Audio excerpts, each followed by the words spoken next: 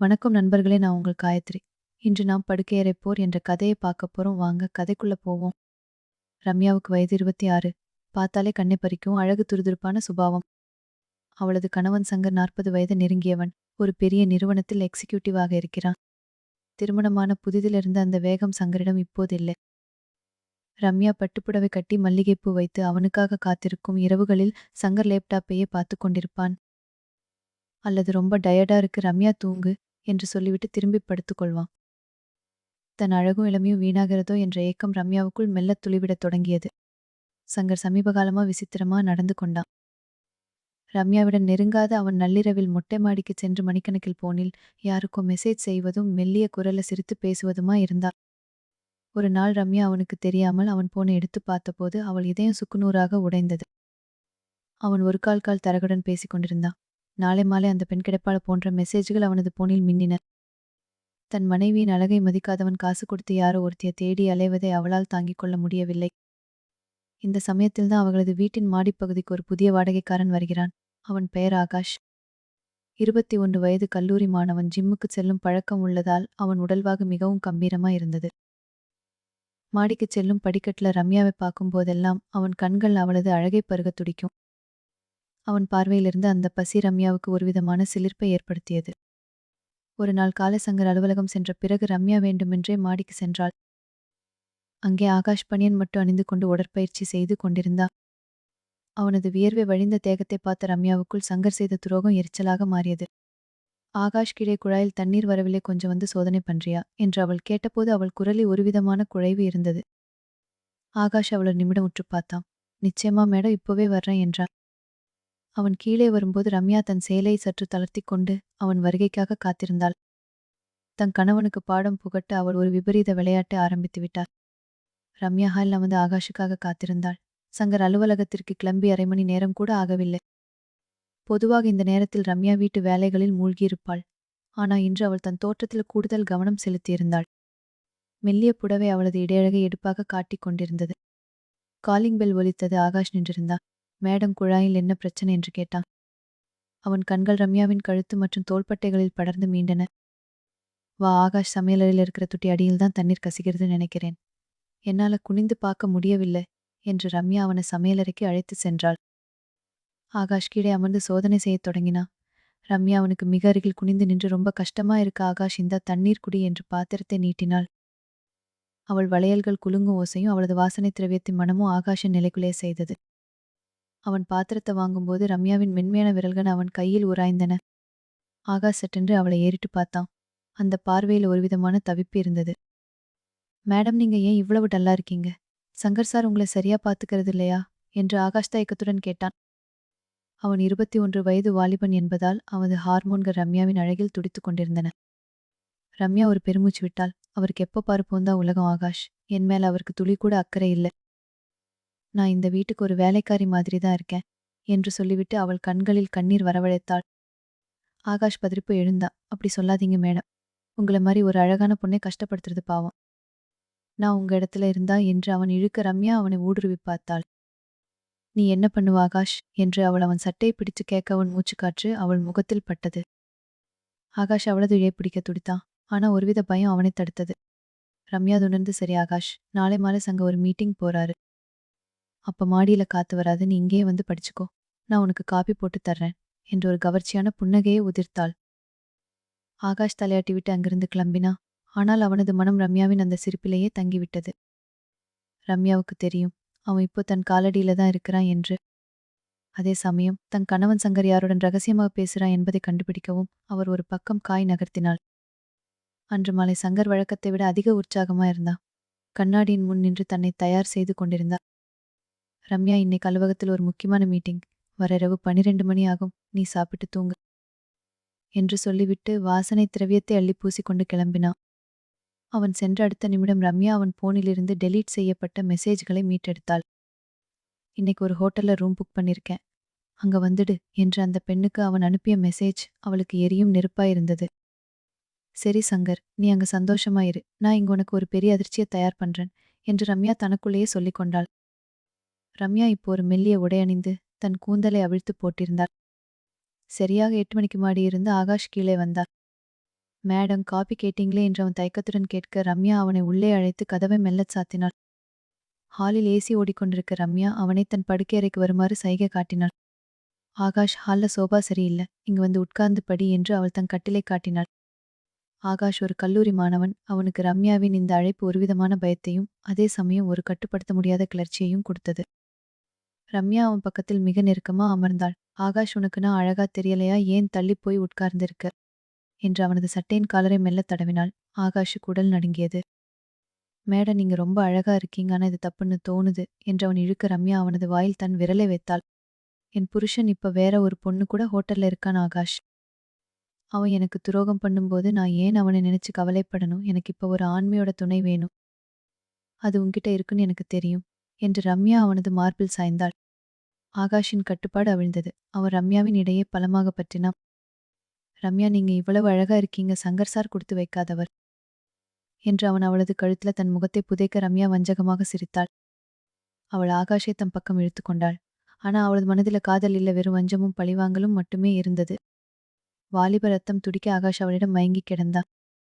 சங்கர் அந்த ஹோட்டல் அறையில் தன் கால் கேர் வருகைக்காக காத்திருந்தான். ஆனா அந்த பெண் வரவில்லை. புரோக்கருக்கு போன் செய்தபோது, சார் போலீஸ் ரைடு நடக்குது, இன்னைக்கு வர முடியாது என்று போனை கட் செய்தான். ஏமாற்றமோ ஆத்திரமோ அடைந்த சங்கர் வேறு வழியில்லாமல் இரவு 10 மணிக்கே வீட்டிற்கு திரும்ப முடிவெடுத்தான். ரம்யா தூங்கியிருப்பா, மெதுவா போய் படுத்துக்கலாம் என்று நினைத்துக்கொண்டு தன் காரை வீட்டின் முன் நிறுத்தினான். சங்கர் தன் வீட்டு சாவியை போட்டு மெல்ல கதவை திறந்தான். ஹால் விளக்குகள் அணைக்கப்பட்டிருந்தன. ஆனால் பெட்ரூமில் இருந்து மெல்லிய சிரிப்பு சத்தமும் கிசுகிசுப்பும் கேட்டது. சங்கரின் இதயம் படபடவென துடிச்சது. ரம்யா யாருன்னோ பேசிக் கொண்டிருக்கிறாளா? அவன் மெல்ல பெட்ரூம் கதவருகே சென்றான். கதவு லேசாக திறந்திருந்தது. உள்ளே தெரிந்த காட்சி அவனை உறைய வைத்தது.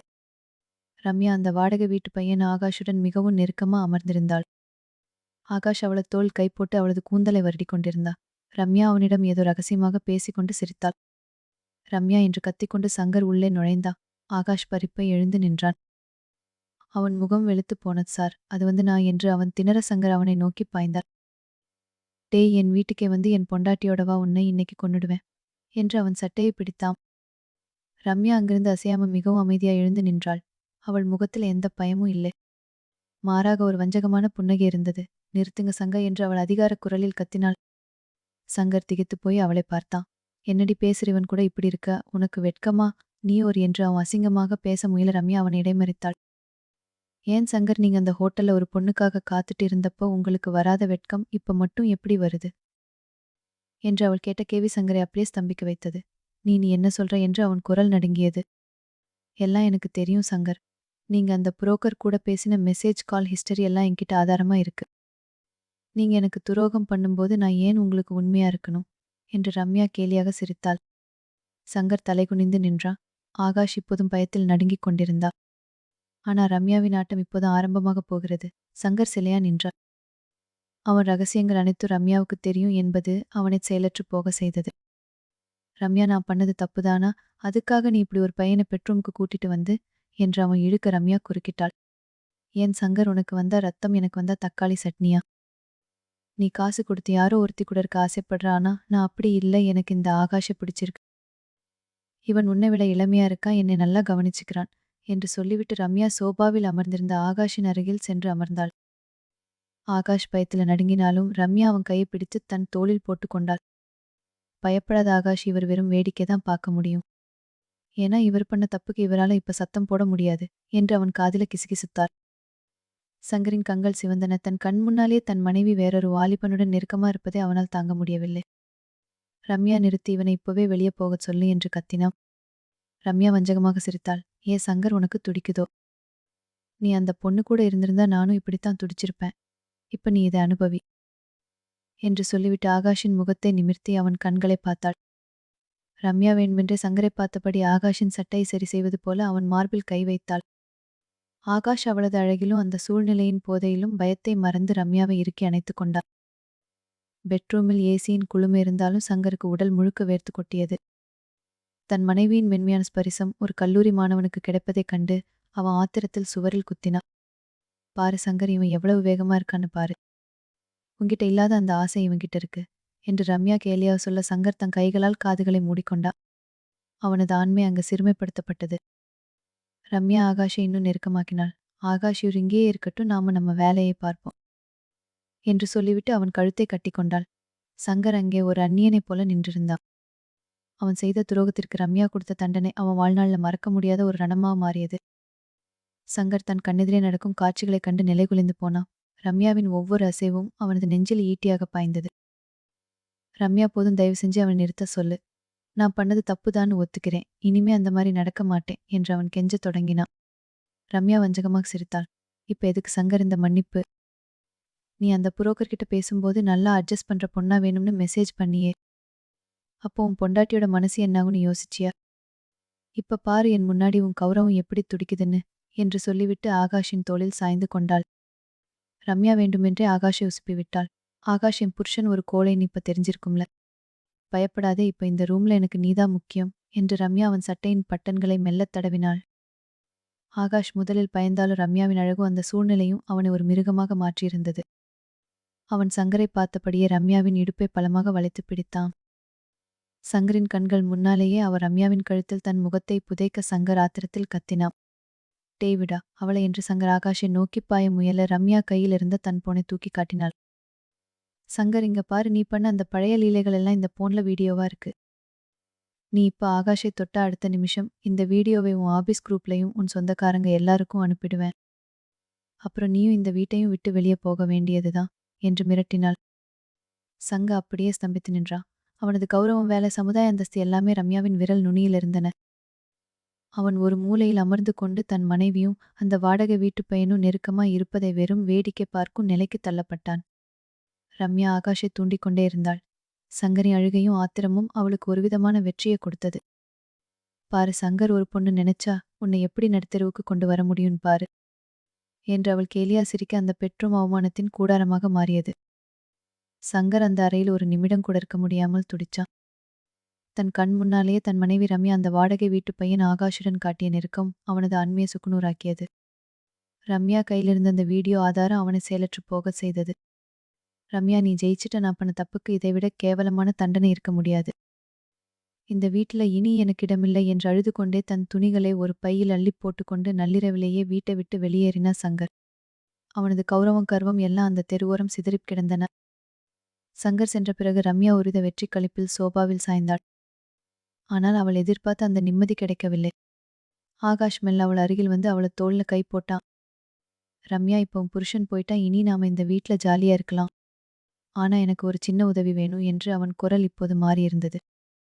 ரம்யா அவனை ஏறிட்டு பார்த்தா. என்ன ஆகாஷ்? என் காலேஜ் ஃபீஸ் கட்டணும், அப்புறம் ஒரு புது பைக் வாங்கணும். நீ உன் புருஷன் கிட்ட இருந்து வாங்குற பணத்துல எனக்கு கொஞ்சம் ஷேர் தரணும். இல்லைன்னா இன்னைக்கு நாம இருந்த வீடியோவை நானும் எடுத்து வச்சிருக்கேன், அதை நான் ரிலீஸ் பண்ணிடுவேன் என்று அவன் வஞ்சகமாக சிரித்தான். ரம்யாவுக்கு தலை சுற்றியது. சங்கரை பழிவாங்க ஒரு வாலிபனை பயன்படுத்தினாள். ஆனா இப்போது அந்த வாலிபனே அவளை மிரட்டும் நிலைக்கு வந்து விட்டான். ஒரு திருடனை விரட்டப் போய் ஒரு கொள்ளைக்காரனை வீட்டுக்குள் விட்டுவிட்டோமே என்று அவள் துடித்தாள். அவள் செய்த அந்த தற்காலிக ஸ்பைசி பழிவாங்கல் இப்போது அவளது வாழ்க்கையே பிளாக்மெயில் செய்யும் ஆயுதமாக மாறி நிற்கிறது. ரம்யாவுக்கு இப்போதான் புரிந்தது, துரோகத்திற்கு துரோகம் ஒருபோதும் தீர்வாகாது என்று. ரம்யா அந்த அறையில் தனிமையில் அமர்ந்து அழுதாள். சங்கர் செய்த தப்புக்காக அவள் எடுத்த அந்த விபரீத முடிவு அவளது கௌரவத்தையும் சேர்த்து அழித்துவிட்டது.